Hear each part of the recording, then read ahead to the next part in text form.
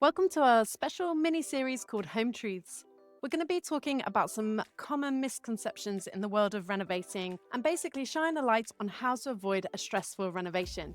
If you're thinking about renovating or about to start, or you're right in the middle of it, this is for you. Hi, welcome to this week's episode. We're going to be talking about 10 things you should avoid if you want a successful reno.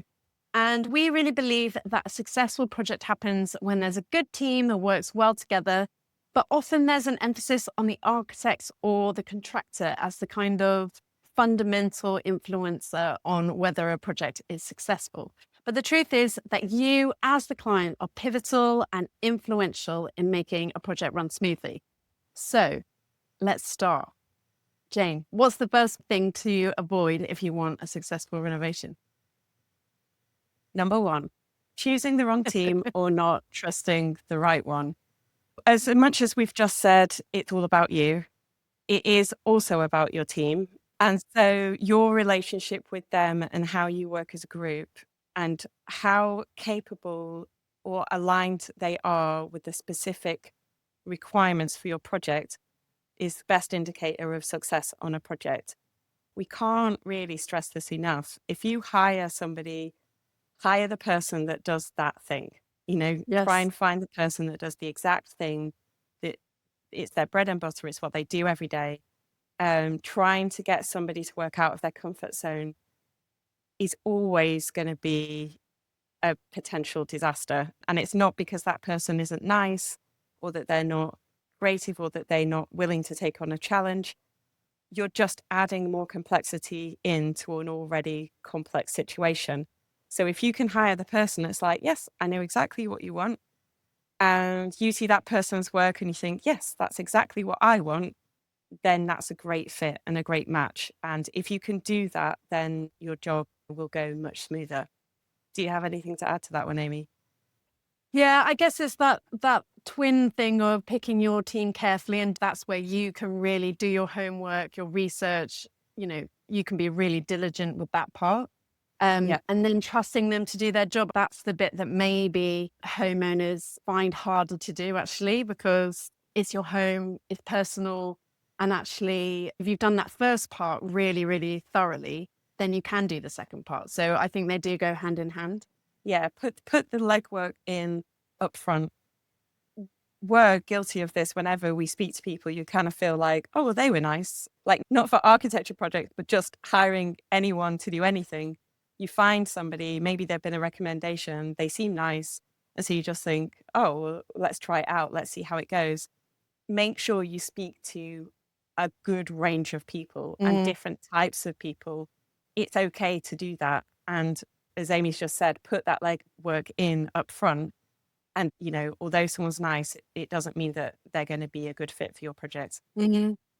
Yeah, I think it is about the chemistry, isn't it? Because recently we did exactly what you said, and we spoke to about three different people to do something for us. And each person we were like, oh, well, they would be really great. They would be really great. And then the last person we talked to, it was like, yeah, they just totally get us and they could do it. And there was chemistry. Like it felt Yes. like we both felt, okay, we can totally trust them. They've got this. And I Yeah. think if you don't do it thoroughly enough, you don't get to find the person that you connect with. So that is a really important element. Okay. We've got 10. So we need to, Okay, we have to go faster. need to Sorry. press on. Number two. What's number two? Okay, number two is being dishonest or vague about your budget. And I think it feels a little bit scary to say the real budget. But if you're not upfront with your architect about what you can afford, you can really risk two things. One, wasted work because they'll design for a budget either that you can't meet, or a missed opportunity if they don't design to kind of like the full potential. So transparency is key in keeping everybody aligned. Um, Yeah. I think from the homeowner's point of view, you're not being dishonest. It's about kind of keeping a little bit back, isn't it? It's just a security thing. But sometimes you have like a very finite top end of your budget, that Mhm. is like, we cannot go over this money.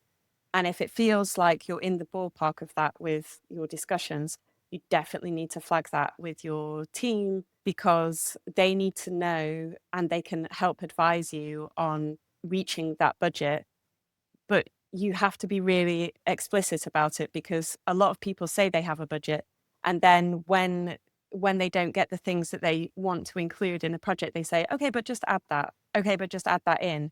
And that's why the architect kind of has the impression that, oh, okay, so you said your budget was X, but sounds like you want to add a lot more things, even though I've said this is probably it.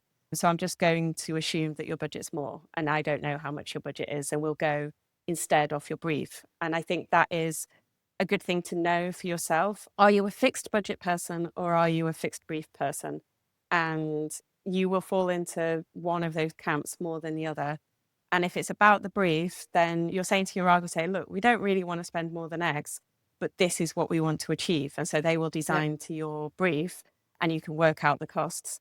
And if you're the other way around and you're saying, look, this is the absolute max money we have, and we're willing to kind of reduce what we do to fit that target, then that's a different kettle of fish. And if you phrase it like that with your designers, they know which one to prioritize. Whereas I think for most people, they're doing both at the same time. And it just Mm. means that nobody really knows where they stand. I think also just being really explicit when your architect says, so what's your budget? And you say 80 grand. Is that 80 grand including VAT, contingency, like everything all in? Yeah. Or is it like 80 grand for the builder and the construction works? Because I think we would assume that your designer would kind of interrogate that budget a little bit. But if they don't, you really need to be volunteering that information, because there can be a really big mismatch in your budget right off the bat. And you really don't want that. I think it comes down to the fact that people don't really like talking about money, I guess. And so everybody's kind of like, oh, okay, 80,000. Okay, we can work to that. And they've designed something which is, the construction budget is probably alone without the fittings and finishes, something like 40% of your budget. So you Yeah. could be totally out because they're not thinking about the Yes. contingency, VAT, fittings and finishes, your kitchen, your sofas. Right from the start, you could be really way off the mark. So it's surprising that that happens, but it does. Mm, yeah. And just to say, again, a plug for the app. Um, I think one thing that we have designed in is that you would be able to do your overview budget for your architects and invite them in. So you can collaborate and kind of have that transparency and those conversations around design, but also in relation to all the other bits of your budget. And I think that is really key. Yeah. Yeah. Like they're dealing with a very specific aspect of your project, right? They don't really want to take control of your whole budget, but they'd Mm, definitely be willing to talk about it. So if you've kind of set something up, they're much more likely to engage if you're saying, okay, so I've put all what I think the costs are in here. What do you think? Does this seem realistic? You're going to get a great conversation out of that. Whereas if you're kind of putting the responsibility on them to say, okay, well, how much is it all going to cost? They kind of want to just talk about the part that they have control over, and they don't really want to take responsibility for the other bits. So it's a really good communication tool in that aspect. yeah, absolutely. Number 3, not dedicating enough time to the project. Mm, How time consuming do you think a renovation is, Jane? very. Okay, so it goes in waves, doesn't it? Like Yes. it has dips and flows in terms of like pressure points.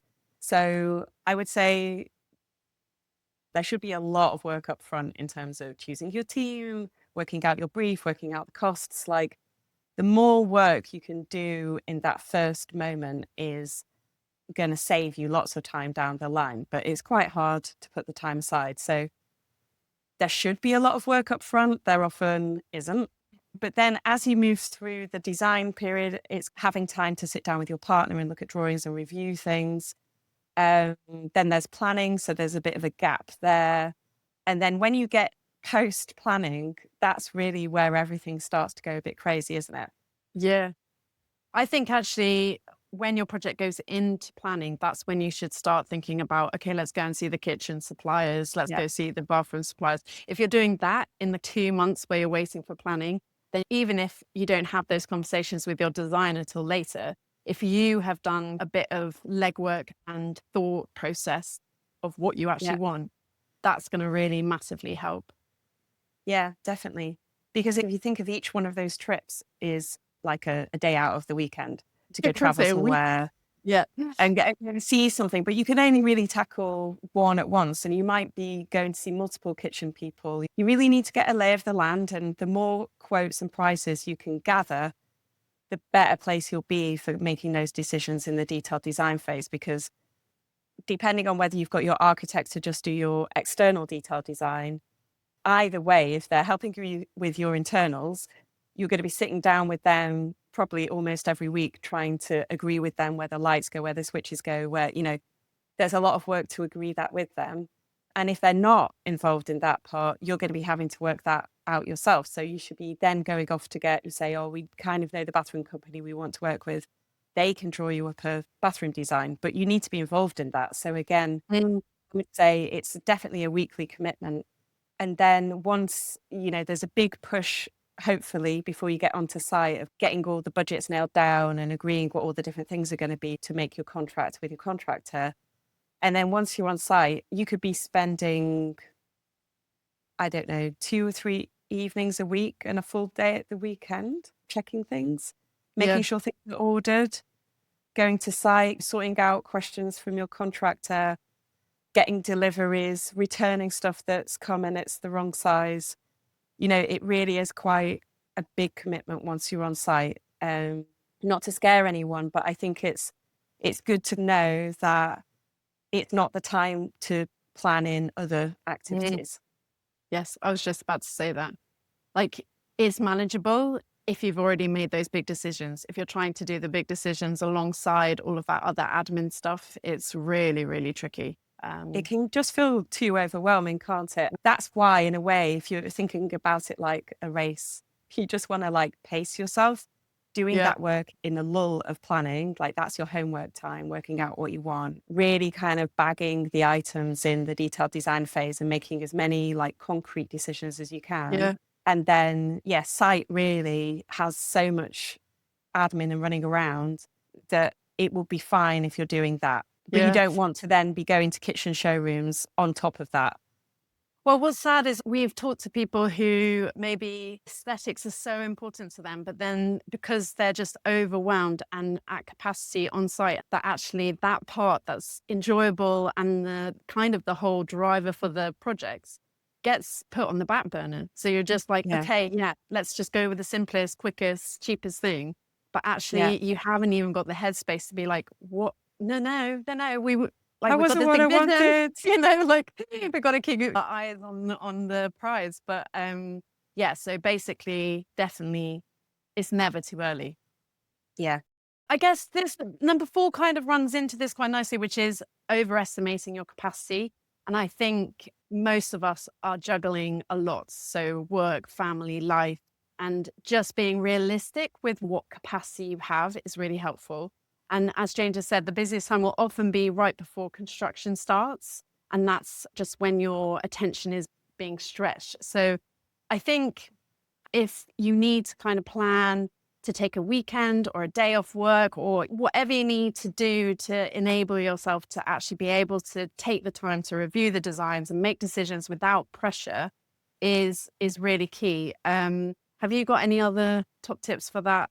It's really hard, isn't it? Because everybody's got different availability. But if you can schedule in this focused time, because I think if you're solo renovating, that looks like sitting down with somebody else to kind of talk through your ideas. And, the big ask in that situation is to find someone willing to like soundboard everything Yeah. and just help you kind of make final decisions on some of those things so that you can get some things in the bag. I think that is probably that's the hardest thing. Yeah. If you have a partner, it's about finding quiet, focused time when neither of you are doing anything else other than that thing to talk about and make decisions, because it's not easy. You can't do it when you've got kids running around the house or whether you're Mm, kind of trying to do something else that day. You need to block out time. If it means like going to IKEA, putting the kids in the crash and going up to the cafe, and getting your notebooks out and saying, okay, we've got an hour, let's just like hammer through these decisions. Because I Yeah. think most people think, oh, well, we'll do it at the end of the day, that you'll have time. But you need to have your thinking brains on. And at the end Yeah. of the day, most people are tired, and that's when arguments or, you're just past it. If you're lucky enough to have someone who will literally take your kids for a day, do it. Yeah. Use that time, and you will get through a lot in that time. I remember one couple that we worked with, they both did the school run together and then they went for a coffee and had half an hour. And I think they only did it once a week, but actually it just gave them enough of a window. I think it has to be something that's easy to kind of make happen. Well, you can check things, divvy up tasks. You can both then go off and do your own Yeah. research. Or if you're working solo, then if you can get that little bit of time with somebody to help focus your to-do list, then you can focus on what needs to happen that week. I know that I need some kind of external accountability to make things happen. And so if I Yeah. was renovating solo, I would book in some time with a friend or a relative just to keep me on track. Yeah. Yeah. No, that's So really helpful. The next two kind of come in hand in hand. So, changing your mind midway, you want to avoid that, but also not clarifying your brief before you begin. So, I think that's kind of two sides of the same coin.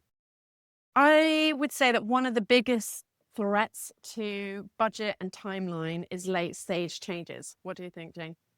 absolutely. So we're talking about getting involved early in the design process so you can clearly brief your team and avoid any costly U-turns. I think spending that time refining your brief right at the beginning really pays off. And I guess it's going back again to thinking about your intentions and what you want from your home and prioritizing your wish list. And one of the biggest shocks for homeowners is that the design phase is actually really comparatively short compared to the rest of the process. And you think you're going to have this nice time where you're all sitting around and chatting about, oh, it could be this or it could be this, but it's over before you can, it's We've over. even started. Yeah. Yeah, exactly. So I think it's about having that, making time for that actually, even before you get your architect on board. So you have that time to digest and dream and prioritize, and that will really help make it count. Yeah. Um, any other things? Yeah. This changing your mind midway is also scope creep. It's not just having like a big change, like, oh, actually, we're going to, do the garden as well, or actually, we're going to do the loft at the same time now. It can also just be like a trickle of Mm, extra things. So, and that's a budget breaker right there, because you might be saying, oh, actually, even things like we were going to have a wooden floor, but actually I've decided everything's going to be tile now. That's going to change your build-ups, and that's going to perhaps change things in terms of your architect's idea, or we've decided we're going to change the heating system now because it makes sense. When somebody is designing, the best time to get everything on the table is before they've started, because as they start to add and change things, they're not doing it in a holistic way anymore. So mm, they'll be trying to check that everything still works and that everything is the most logical it can be. But with the best will in the world, if you're changing things as you go through, you're asking your designer to sanity check things as they go and return to decisions that have already been made, which is really, really hard. So that can delay things, and it can also just mean that things aren't done in the most efficient manner. yeah, yeah, absolutely. Jane, do you want to do number 7? Number 7 is leaving your client supplied items to the last minute. We've talked about this a little bit in the time aspect, but whether you're sourcing items for yourself or not, whether you're buying your taps, your bathroom, your kitchen, you will still need to make those decisions, like whoever's buying them.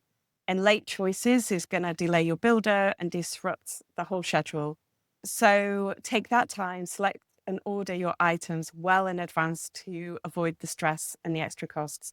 Because quite often we're waiting for somebody to say, buy the thing. But again, you need to be proactive about that, because I can imagine a situation like, well, we don't want to buy everything before we've spoken to the builder because it might be the wrong thing, or, you know, if you don't have an architect to kind of say that everything's okay, then I can see the reluctance to get going. But as soon as you have your contractor, you need to be sitting down and saying, right, we want to order this, this, this. Is this going to be okay? Does that work?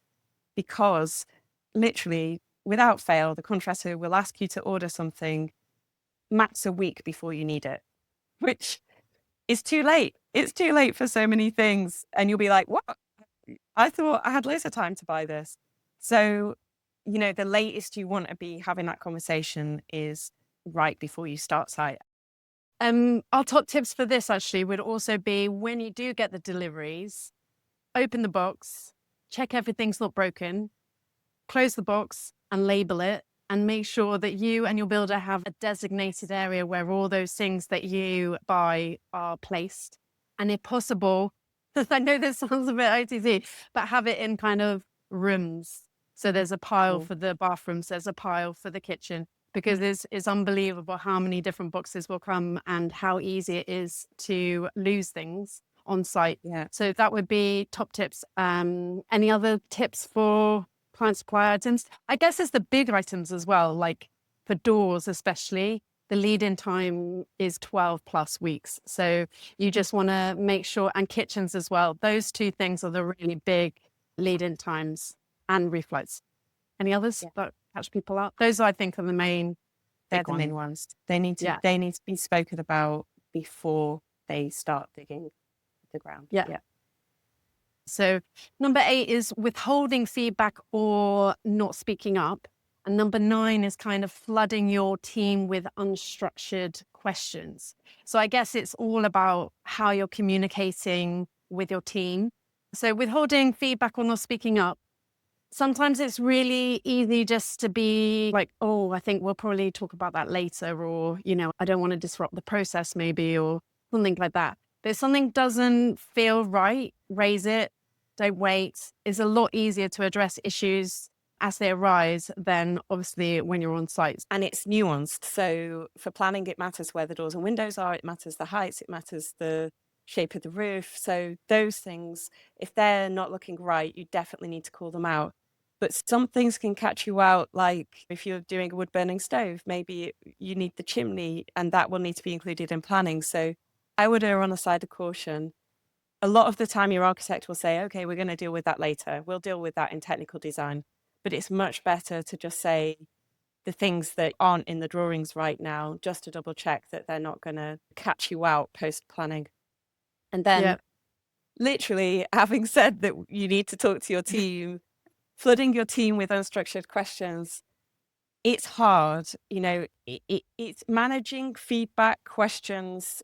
You need to be conscious of organizing it in a way that your team can deal with. And if you're sending long, long emails that are a mixture of questions and thoughts, your team is going to find it difficult to know exactly what you want to do. And also, if your style is also firing off an email every single small thought that you've had, like, oh, just while I remember, I'll fire that off. Sitting down to your desk and receiving 10 emails with various little bits of stuff is also quite hard to handle. And I think it can kind of tire your team out quite quickly if that's the method of communication. Do you feel that's fair, Amy?